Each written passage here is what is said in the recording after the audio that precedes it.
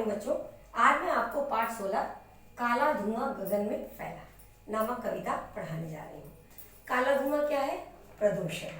ठीक है, प्रदूषण आप सभी जानते हैं, जिसके कारण कि आज सबको कितनी समस्याओं का सामना करना पड़ रहा है।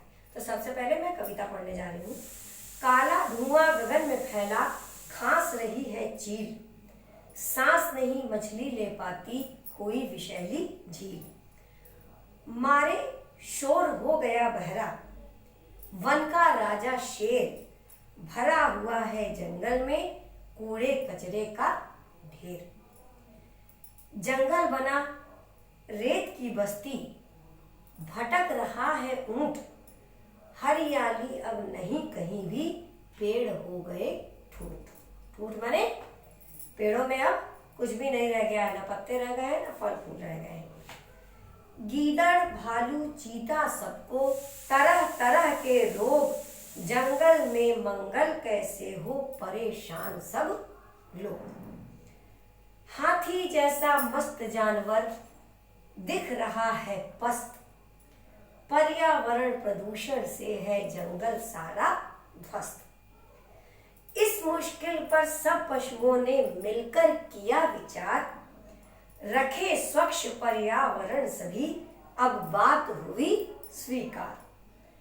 नया छिड़ा अभियान सफाई, नया छिड़ा अभियान सफाई, कालू ताबड़तोड़, डरकर पर्यावरण प्रदूषण, भागा जंगल छोड़। पर्यावरण प्रदूषण के बारे में इस पाठ में बताया गया है। इस कविता में बड़ी अच्छी यह कविता है कि आज प्रदूषण से सिर्फ शहर ही नहीं, गांव ही नहीं, बल्कि जंगल और जंगल में रहने वाले जानवर भी कितने परेशान हो गए हैं और उनको कई तरह की बीमारियां इन प्रदूषण के कारण हो चुकी है। इस पाठ में इसी के बारे में बताया गया है। और इसके बाद कौन सा अभियान चला था, जिसके कारण कि कौन सा सफाई का अभियान चला था, आप सबको मालूम है, स्वच्छता अभियान। स्वच्छता अभियान चला करके पर्यावरण प्रदूषण को बहुत स्तर तक जो है उसे रोका गया था। इस पाठ में यह बताया गया है। हाँ, तो क्या है? काला धुआं गगन में फैला, है ना। काला काला धुआं गगन में फैला, काला धुआं गगन में फैला, काला धुआं गगन में फैला। आकाश में चारों तरफ जो है वह काला धुआं फैल गया है। खांस रही है चील, खांस रही है चील। काला धुआं गगन में फैला, खांस रही है चील, सांस नहीं मछली ले पाती, सांस नहीं मछली, सांस नहीं मछली ले पाती, सांस नहीं मछली ले पाती, हुई विषैली झील, हुई विषैली झील। ठीक है, सिर्फ आकाश में ही नहीं प्रदूषण फैला है कि काला धुआं गगन में फैला। तो आप ये सोच रहे हैं कि सिर्फ गगन में, आकाश में ही काला धुआं जो है, आकाश में ही प्रदूषण फैला है। प्रदूषण जो है वह चारों तरफ, प्रदूषण कितने प्रकार के हैं, है ना। वायु प्रदूषण, भूमि प्रदूषण, जल प्रदूषण, ध्वनि प्रदूषण। तो प्रदूषण जो है वह चारों तरफ, आकाश से लेकर के पानी में जल प्रदूषण, है ना।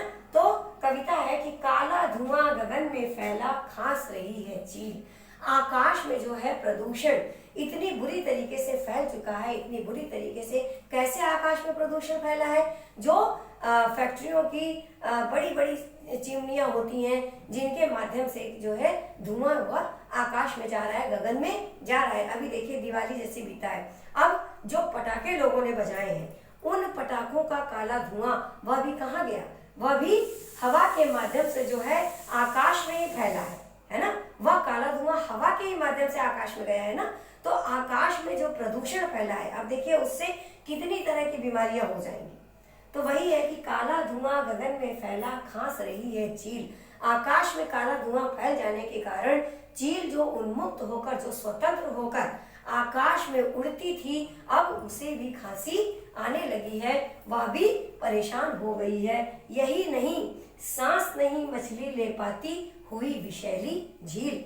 मछलियां भी सांस नहीं ले पा रही हैं पानी में। क्यों नहीं ले पा रही हैं? क्योंकि जो झील का पानी है वह भी जहरीला हो गया है, वह भी विषैला हो गया है। अब झील का पानी कैसे विषैला हो गया?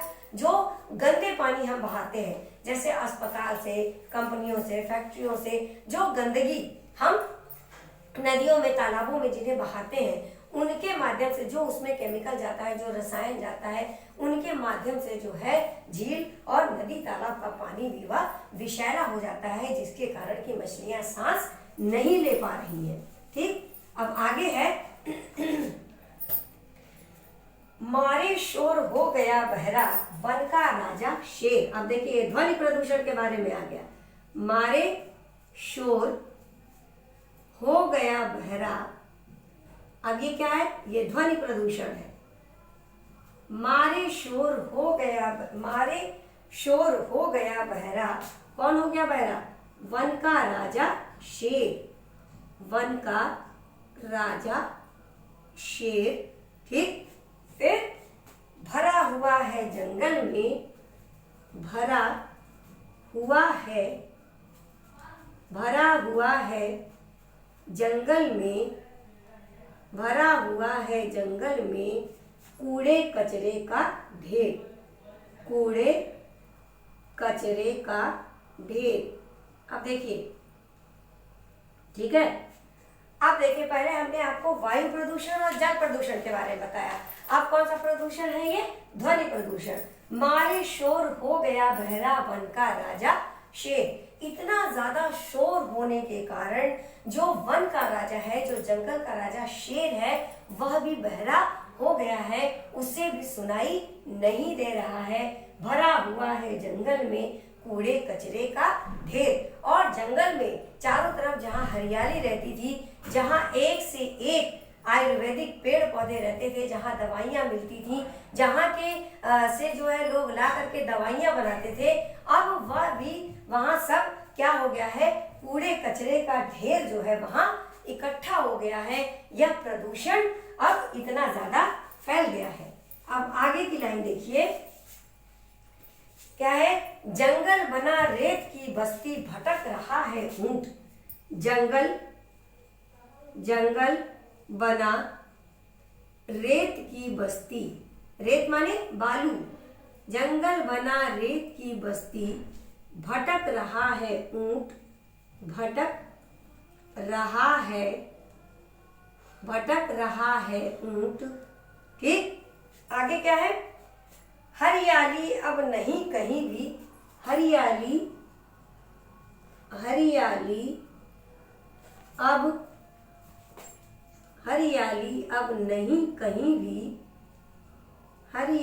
अब नहीं कहीं भी, पेड़ हो गए ठूंठ, पेड़ हो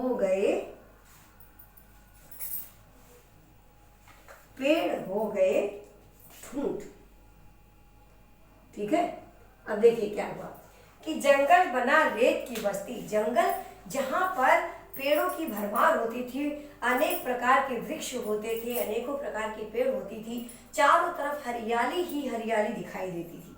अब वह भी जैसे लगता है कि रेतों की बस्ती बन गई है, अब वहां पर सिर्फ बालू ही बालू दिखाई देते हैं। तो जिसके कारण भटक रहा है ऊंट। ऊंट को भी यह समझ में नहीं आ रहा है कि यह जंगल है या रेगिस्तान है। अब वह भी भटकने पर मजबूर हो गया है। हरियाली अब नहीं कहीं भी, पेड़ हो गए ठूठ। अब कहीं भी हरियाली जंगल में नहीं रह गई है, क्योंकि सारे पेड़ पौधे जो हैं वह ठूठ हो गए हैं, वह बिल्कुल खाली हो गए हैं, है ना। सारे पेड़ पौधे जो है पूरी तरीके से नष्ट हो चुके हैं, बेकार हो चुके हैं, उसमें पत्ते और फल फूल सब गायब हो चुके हैं, सारे पेड़ जो है वो ठूंठ हो चुके हैं। आगे देखिए, गीदड़ भालू चीता सबको, अब देखिए बेचारे किस तरीके से परेशान है। गीदड़ भालू, चीता, गीदड़, भालू, चीता सबको, ठीक है, तरह तरह के रोग, तरह तरह तरह के रोग, ठीक। आगे, जंगल में मंगल हो कैसे, जंगल में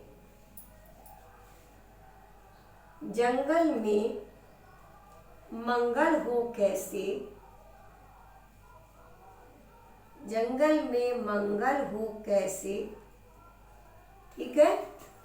परेशान सब लोग, परेशान सब लोग, गीदड़, भालू, चीता सबको तरह तरह के रोग, जंगल में मंगल हो कैसे, परेशान सब लोग। जितने भी जंगल के जो प्राणी हैं, जो जानवर हैं, उसमें गीदड़, भालू, चीता सबको जो है अनेकों प्रकार की बीमारियां हो गई हैं।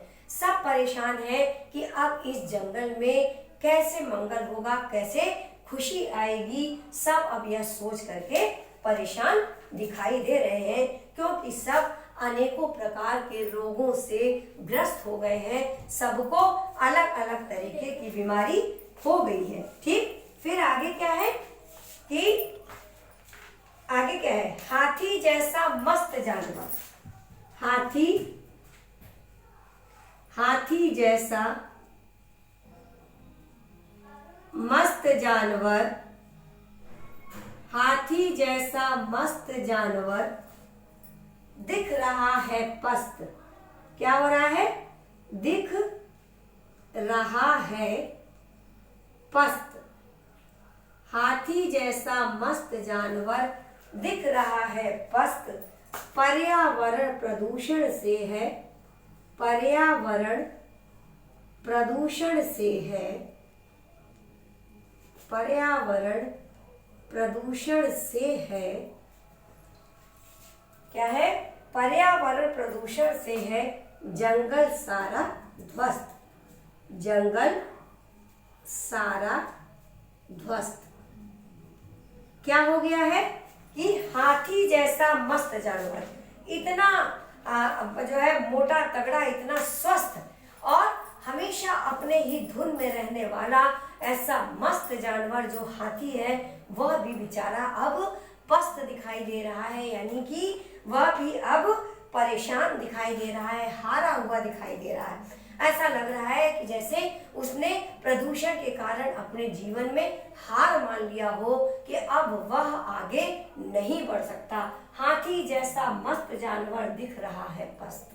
हाथी जैसा मजबूत, शक्तिशाली, बलशाली जानवर जो है वह भी हारा हुआ दिखाई दे रहा है, वह भी निराश, हारा हुआ दिखाई दे रहा है। पर्यावरण प्रदूषण से है जंगल सारा ध्वस्त।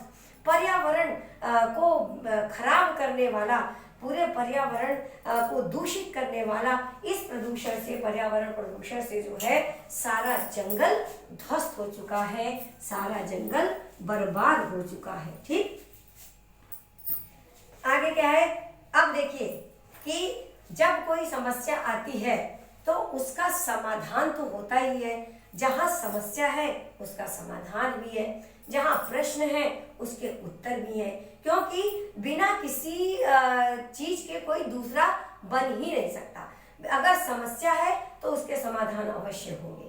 तो जानवरों ने अब क्या किया, सभी बेचारे पस्त थे, सभी हारे हुए थे, तो सबने क्या किया, इस मुश्किल पर सब पशुओं ने, एक पशु ने नहीं, इस मुश्किल पर